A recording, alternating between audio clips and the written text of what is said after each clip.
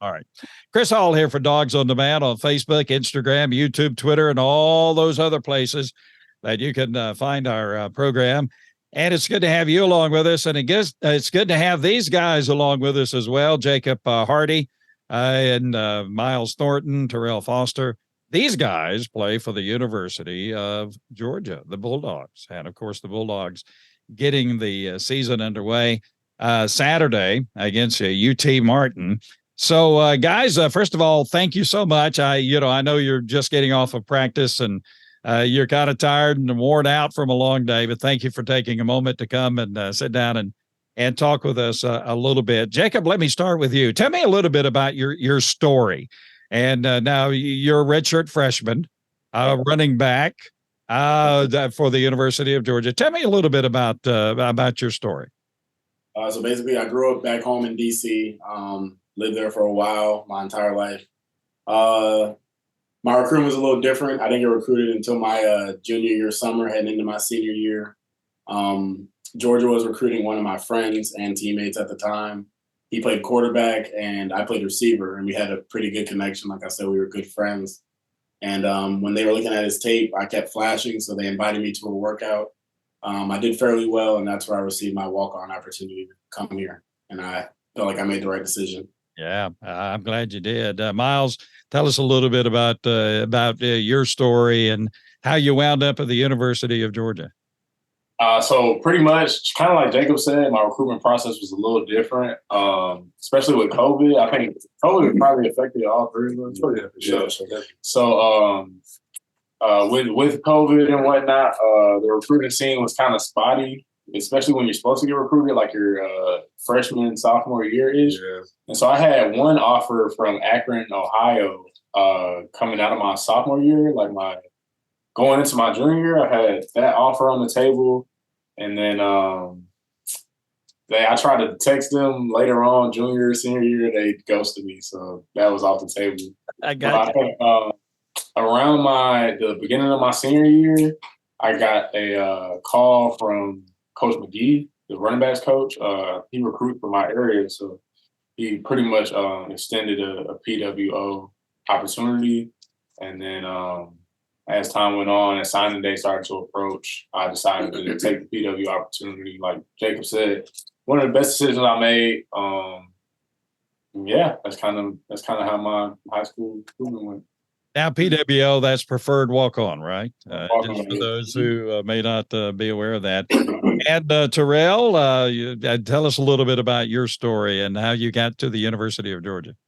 Well, yeah, I'm from Kennesaw, and I went to Harrison High School, and so I transferred IMG my sophomore year, and I was there all 3 years up until my senior year. So my recruitment process was a little bit different, being the fact that I actually had a couple offers that were at a time they were standing, and I had a good relationship with the school and the coach. But near the beginning of my senior year, some of those offers fell off the table, and I wasn't sure where I wanted to go or which school was for me. And it became a situation going the summer into my senior year. Coach Schumann had DM'd me. He connected with and started talking to me, and I decided to go down to a camp. And he liked what I did, so we were kind of touching bases for a sec. But I mean, at that point for a school like Georgia, they already have all their spots filled up. And he was telling me he was just trying to be real with me. So I kind of just had Coach Schumann in my back pocket to be for a little while, to be honest. But near the end of December, right before I was going to make the decision, I was like, I ain't like my other schools, and I knew I still had Coach Shu to talk to. And so I came back to him. He let me know I could get PWO, so I decided to walk on to Georgia. Yeah. So, you guys, man, there are people around the country, guys around the country who would just die to be in your position. I mean, you're playing for the two-time back-to-back national champions. Now, I'm an old Georgia fan from many years ago. I actually remember when Georgia won the national championship in 1980, Herschel Walker, all of that. I watched it on television. I was not at the Sugar Bowl when that happened. And, that long stretch between that national championship and now back-to-back national championships, and you guys are on the team. So, Terrell, let me ask you first. What is it like to be on the University of Georgia football team right now. I mean, you're back-to-back national champions. The spotlight is on you. Of course, those 2 years are gone now. A brand new year. Everybody's dissing Georgia, by the way. Nobody's picking Georgia to win the SEC and much less a national championship. So I got a little chip on my shoulder.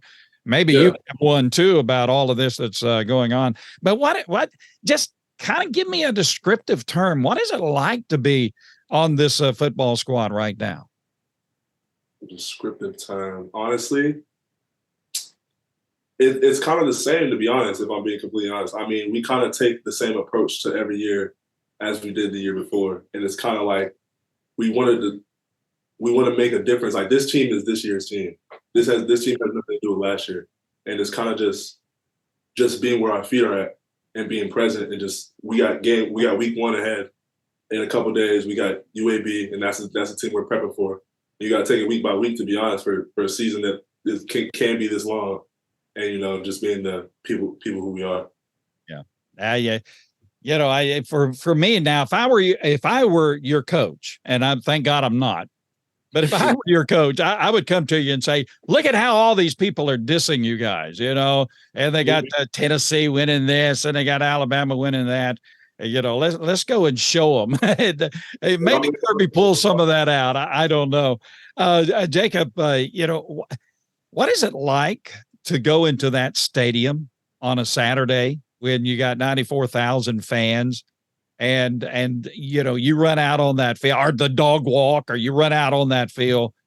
What is that? What does that feel like? What does that sound like? What does it do to you? What is your emotion when you run out on that field with the rest of the team?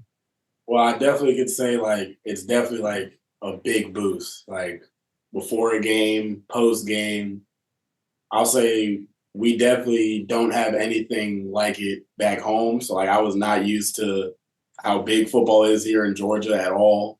I remember me and my roommate were getting Uber rides to pregame right before, and it's it's fierce all week. I remember Tennessee week. My girlfriend goes to Tennessee, and we're in an Uber, and the Uber driver is just dissing Tennessee, telling them, I won't say it on this, but saying terrible things and my girl's scared to say anything. She's in the car shaking.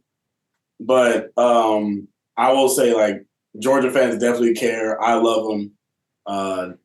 They give you a big boost game day. When you run out of that tunnel before the game, I'm ready to go, and I haven't even got my first play here yet. Dog walk, seeing all those little kids and even adults, ready to root for you, do anything for you. You feel like those fans would do anything they could for you if you asked them.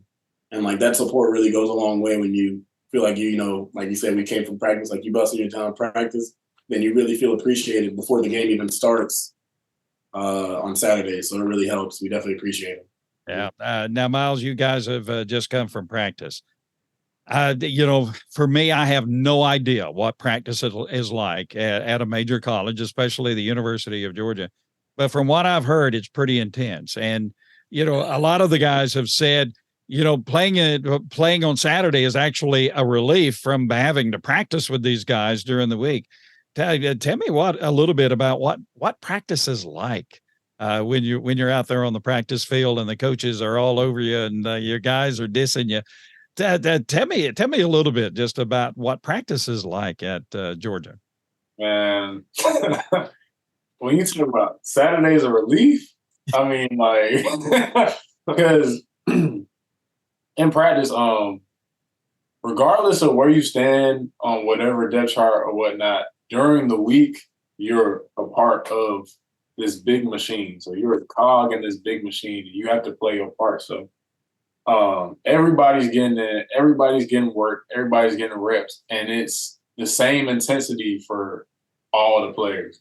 So, you might be doing scout team this week, but you're expected to perform like a starter on scout team. You know what I mean? So the coaches is still on you. They still, and then you're going against the best of the best. You know what I mean? You're at the top of the top. So the person that's standing across the line from you that you're going against is also at the top of their game. So every day is it's an opportunity to grow.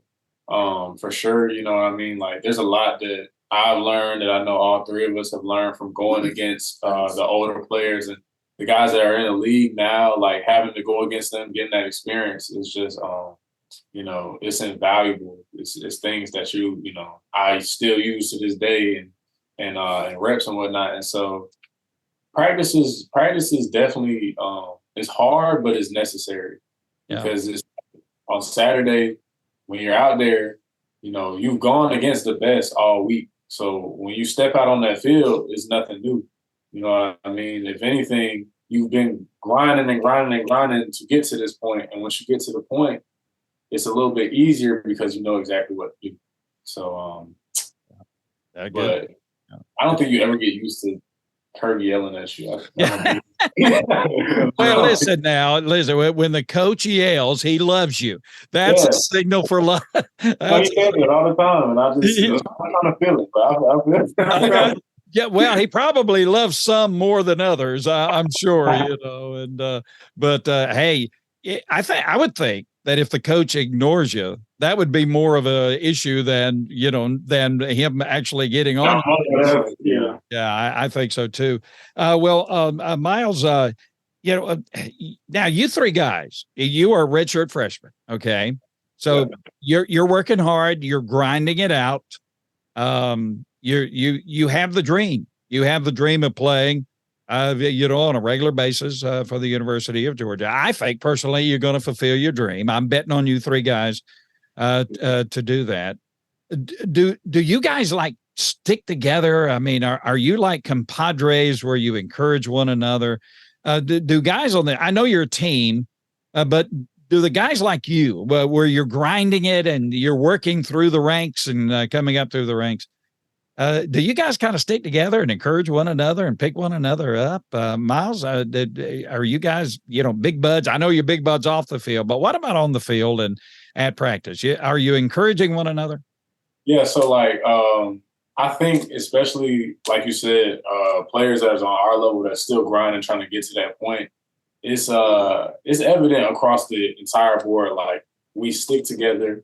When somebody makes a good play, somebody makes a big play, whether I'm on offense, Terrell's on defense, but he go catch an interception. I'm on the sideline, like, go Terrell, go. And I'm like, oh wait, I'm on.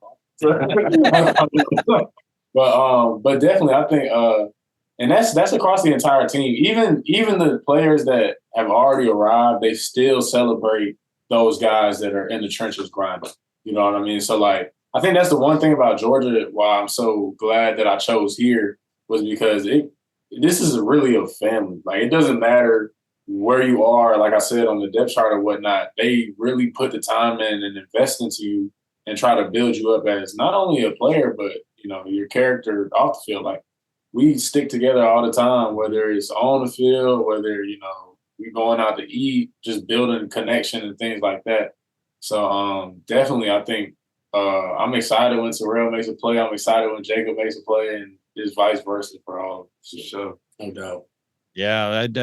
Now, what about the veteran players on the team? You mentioned how supportive they are of you. Are there certain guys on the team, offense and defense, that stand out as the leaders, almost like coaches themselves to the younger guys and jump in there? Is there something like that happens with some of the older guys? Jacob, what about you? I would definitely say for sure on that one. Personally, my locker is right by Cedric Van Pran and Tate Ratledge. And Ced is definitely one of, if not the captain on the team. And Ced's a great guy. I mean, being a leader, that's going to come with saying and doing things that people aren't always going to like. Because, you got to be the guy to discipline everybody and say things that might not be liked but necessary. Right. And Ced does a great job of that. Like, even though he knows it might go against the grain, he's going to say what needs to be said and do what needs to be done. But personally, for my position group, I would definitely say Kendall does a great job of leading by example. Yeah. For me to see how something's ran or how to carry myself in public or what it is to be a Georgia running back besides just, running 100-yard touchdowns, I can always go to Kendall and see that. So, and then beforehand, learning that from Kenny McIntosh. So I definitely believe there are great leaders on our team. And then even back, I'll even say like Terrell or Miles being leaders for the guys in the back. You can be a leader in any area, any setting. So we got leaders on scout team, dudes you look to like, okay, we're in a situation, we're not getting all the shine, but we can still make the best out of this. Yeah. I say we need to do that.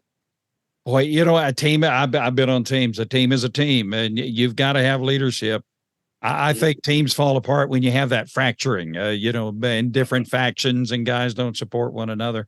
And that starts with the coaching. And I know the coaching at the University of Georgia really tends to foster that idea that, we're the coaches, but we got to have leaders on the team as well. Terrell, I kind of wanted to ask you this question. One of the amazing stories for the past 2 years, of course, obviously, was Stetson Bennett. His story of being the walk-on himself and, leaving Georgia and coming back and climbing up the depth chart and being told he's not going to play, but he just stuck with that thing and he would not give up. And when he had his opportunity, he made the most of it. Do you find inspiration? Somewhere down the line, they're going to have to make a Stetson Bennett movie. I just got to tell you, and you guys need to be in the movie. I know you do. But is something like that? Do you find inspiration in that with what Stetson went through and how he rose to the top, even when maybe people were not as supportive as, he wanted them to be? You find inspiration in that? Actually, yeah, most definitely. Like, even when I was coming into Georgia and like I was just hearing his story, it was just kind of like, okay, like, I mean, I can do that too, for real. Like, I mean, that's kind of like, and not just Stetson, like there's been other walk-ons who've done the same thing. Like their story is just different and it takes different popularity. And it's kind of just like you see those stories, you hear about stuff, and then you see the shoes that you're in and you realize like as long as if I put as much as I can into this, I can get what I want out of it. And it's kind of just like really trying to put your all into it and just staying consistent at it, because that's one of the biggest factors, being consistent and just trying to grow incrementally and just trying to get to that spot eventually. So when it's your time, you can really do what you got to do. Yeah, just be ready. Yeah, be ready for your opportunity. Be prepared and be ready, and I think it'll come to you. Miles, tell me something that surprised you, that has surprised you about college life. What has surprised you about being in college? The one thing that surprises you more than anything else. That's good. A lot of places. Dang. Maybe nothing surprises you. I mean, like,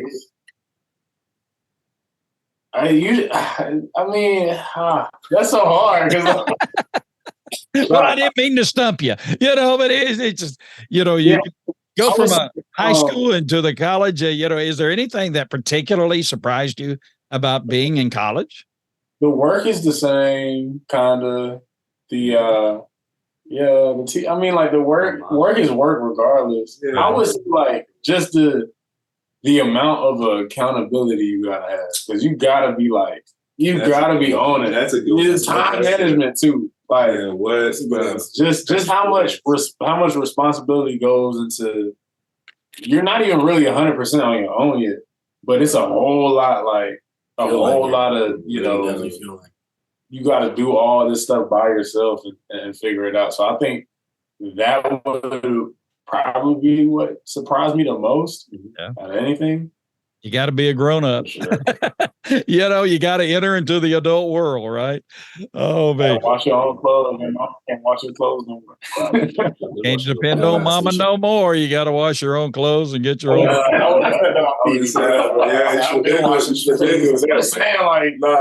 day you might slip and forget. All right. Jacob, now I got to know, out of you three guys, Jacob, you got to tell me who's the best singer and who's the one who thinks he's the best singer out of you three. I know you guys, you belt out a tone every now and then. Tell me who's the best singer. I mean, and if it's you, just admit it.